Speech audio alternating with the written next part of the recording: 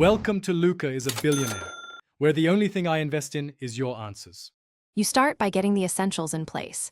Make sure your MacBook and the target display share the same Wi-Fi network and turn on the receiver so it's discoverable. Open System Settings, go to Control Center, and enable screen mirroring to show the AirPlay icon in your menu bar. This makes the next steps faster. Once done, glance at the receiver name on the TV. You'll now move to Connect. The AirPlay menu provides device names, so you pick the correct one quickly.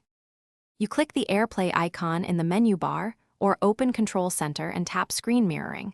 A list of available devices appears. Select your receiver by name, then choose whether to mirror your built-in Retina display or use the display as a separate screen. Mirroring duplicates content, extending gives extra desktop space. Make sure to adjust resolution and audio output under displays or sound so things look and sound right. If latency appears, reduce resolution or move closer to the Wi-Fi router to improve. You're close to finishing. When you're done, click the AirPlay icon and choose Turn AirPlay off to stop mirroring.